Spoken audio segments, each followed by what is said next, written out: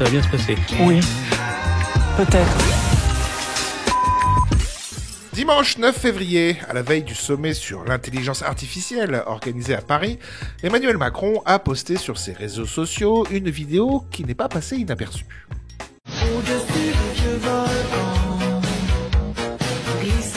Moi, je fais cette petite vidéo pour essayer de vous remonter le moral. C'est quand même une dinguerie, tu vois. Mon chéri. Prends ensuite tous les cheveux qui restent sur le côté droit. La techno a une culture à part entière. On est attaché à la bagnole. On aime la bagnole. Et moi, je l'adore. Et tu voudrais qu'elle soit en haine ce soir. De luxe, n'hésite pas à t'abonner pour plus de vidéos. Bisous mes petits loups. Bien joué.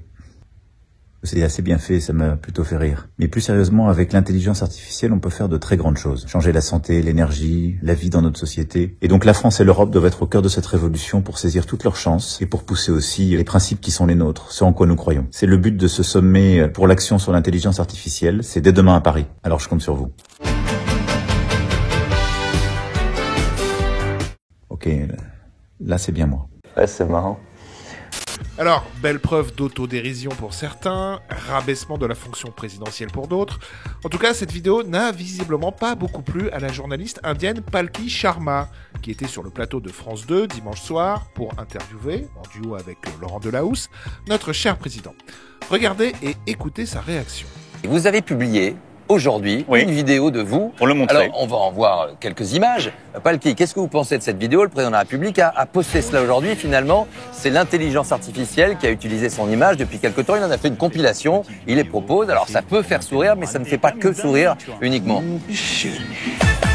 Prends ensuite tous les cheveux qui restent sur le côté droit. La techno a une culture à part entière. Ça n'est pas drôle, ça n'est pas drôle. On aime la Ça bagnole. n'est pas drôle sur quoi? Est-ce que cela vous embête?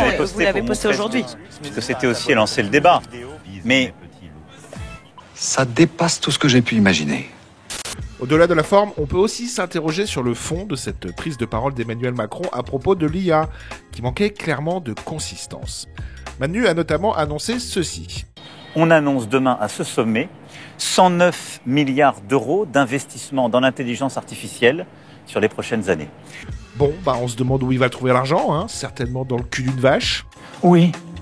Concernant les inquiétudes légitimes autour du marché de l'emploi, qui risque d'être fortement impacté par l'IA, là aussi Emmanuel Macron a fait preuve d'une insoutenable légèreté. L'intelligence artificielle, ça va jamais remplacer l'homme. C'est pas vrai, je crois pas du tout moi à ça.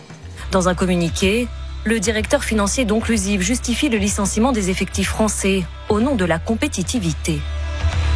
Après une évaluation approfondie, nous introduisons de nouvelles technologies et de nouveaux outils qui offriront à nos clients un service plus rapide et plus fiable. Calmez-vous, ça va bien se passer. Enfin, il n'a même pas abordé un sujet majeur, à savoir la consommation astronomique d'énergie pour faire fonctionner les data centers dédiés à l'IA. Consommation qui risque un jour d'impacter les besoins énergétiques des êtres humains, vous savez, pour s'éclairer, se chauffer. Ah ouais ? Mais bon, peut-être que d'ici là, une bonne guerre mondiale nous débarrassera de centaines de millions de gueux et permettra donc à une poignée d'élus de jouir sans entrave d'un paradis numérique géré par l'IA. Qui sait ? Il ne faut pas avoir peur. Toujours à propos de Manu, je vous rappelle que mon top 10 des humiliations de Macron en 2024 est sorti. Vous allez voir, c'est pas piqué des hannetons.